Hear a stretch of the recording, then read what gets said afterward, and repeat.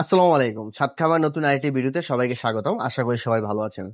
আপনারা আমাদের গত ভিডিওতে দেখেছেন যে আমাদের খামারটি আমরা জীবাণুনাশক দিয়ে পরিষ্কার করেছি।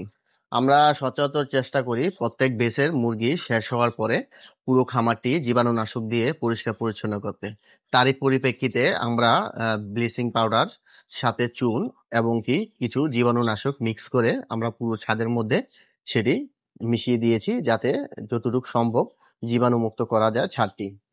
এবং কি আজকে আমরা যে ভিডিওটি নিয়ে কথা বলবো সেটি হচ্ছে, আমরা যারা অল্প পরিমাণে মুরগি পালন করে থাকি বা নতুন অবস্থায় যারা মুরগি পালন করে থাকি, তারা অনেকে আমরা ধারণা রাখি না যে মুরগির লিটার ব্যবস্থায়।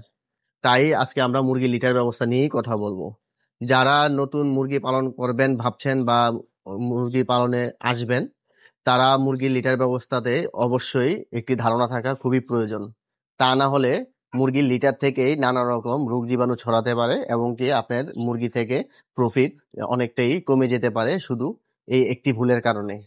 এবং কি আমরা আজকে কথা বলবো আমরা মুরগির লিটারে কি ইউজ করতে পারি। আমরা সাধারণত জানি মুরগির লিটারে আমরা ধানের তুষ, অনেক জায়গায় ধানের তুষকে অনেক কিছু বলা হয়। আমরা সাধারণত ধানের যে খোসাটা থাকে সেটাকে আমরা ধানের তুষই বলি। ধানের তুষ পাশাপাশি হচ্ছে আহ কাঠের ভুসি, সেটা দিয়ে অনেকে লিটার ব্যবস্থা পরিপূর্ণ করে থাকে। অনেকে বালি দিয়েও মুরগি পালন করে থাকে।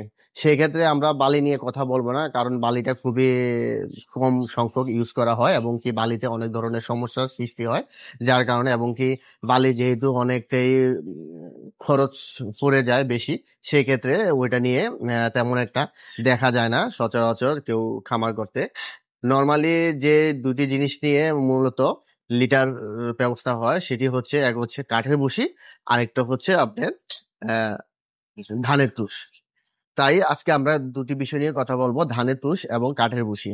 আজকে আমরা দেখাবো যে কাঠের ভুসি, সে কাঠের ভুসিটা যদি দেখেন এখনই বাতাসের মাধ্যমে কাঠের ভুসিটি অনেকটাই উড়ে যাচ্ছে। কাঠের ভুসিটিকে যদি আমরা সামনে নিয়ে দেখাই, সেক্ষেত্রে দেখতে পাবেন যে কাঠের ভুসিটি এরকম ছেড়ে দিলে বাতাসে খুবই দ্রুত মিশে যাচ্ছে। এবং কি এই কাঠের ভুসিটা যদি আমরা মুরগিতে ইউজ করি, সেক্ষেত্রে দেখা যায় কি মুরগি ঠান্ডা লাগার সম্ভাবনা অনেকটাই বেশি থাকে। এবং কি অনেক সময় দেখা যায়, যেমন আমরাও আগে কাঠের ভুসিটাই ইউজ করতাম শুধু, কেননা আমাদের এখানে কাঠের ভুসিটাই সহজলভ্য। কিন্তু ধানের তুষটা বা ধানের যে খোসাটা সেটা আমরা সচরাচর পেয়ে থাকি না, যার কারণে কাঠের ভুসিটাই ইউজ করতে হতো। কিন্তু কাঠের ভুসি ইউজ করলে আপনার একটাই প্রবলেম, যে মুরগির ঠান্ডা লাগার সম্ভাবনা খুব বেশি থাকে। এবং কি আপনার যদি আহ কোনো অ্যালার্জি প্রবলেম থাকে ঠান্ডা জনিত, সেই ক্ষেত্রে আপনারও অনেক বিশাল সমস্যা হওয়ার সম্ভাবনা থাকে।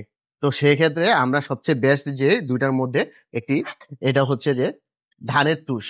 তো আপনারা যদি ধানের তুষটি দেখেন, সেক্ষেত্রে ধানের তুষটা অনেকটাই এমন, আপনারা অবশ্যই চিনবেন। ধানের তুষটা নর্মালি তেমন একটা উড়াউড়িও করে না, আর যদি উড়েও সেক্ষেত্রে আপনার ঠান্ডা লাগার সম্ভাবনা খুবই কম থাকে এবং কি মুরগির সুস্থ থাকার সম্ভাবনা অনেকাংশে বেশি। কারণ হচ্ছে ধানের তুষটা যেহেতু অনেকটাই শুকনা এবং কি এই জিনিসটা তেমন বালি থাকে না বা বেশি একটা মিহিদানা না, যার কারণে আপনার মুরগির সমস্যা হবে না এবং কি আপনারও সমস্যা থেকে আপনি পরিত্রাণ পাবেন। তো সেজন্যই আমরা বলবো যে আমরা সাধারণত যেভাবে লিটার ব্যবস্থা করি না কেন, সবচেয়ে প্রাধান্য বেশি দিব ধানের তুষটার দিকে বা চিটাটার দিকে। সেটা সেটা যদি আমরা করতে পারি, তাহলে আমাদের মুরগিটা অনেকাংশে সুস্থ রাখা যাবে। এছাড়াও লিটার ব্যবস্থায় আরো অনেকগুলো নিয়ম আছে, সেগুলো আমরা পর্যায়ক্রমে ভিডিওর মাধ্যমে আপনাদের সাথে শেয়ার করব। অবশ্যই আমাদের পাশে আমাদের পেজে ফলো দিয়ে থাকবেন। ইনশাল্লাহ এরকম আরো ভিডিও নেক্সটে আমরা আপনাদের মাঝে নিয়ে আসব। এবং কি আপনাদের যাদের অরিজিনাল মিশরি ফার্মি মুরগি প্রয়োজন, তারা আমাদের সাথে যোগাযোগ করতে পারেন আমাদের ছাদ খামার পেজের মাধ্যমে। ইনশাল্লাহ আপনারা এ গ্রেডের অরিজিনাল মিশরি ফার্মি মুরগি আমাদের থেকে সংগ্রহ করতে পারবেন। ধন্যবাদ সবাইকে।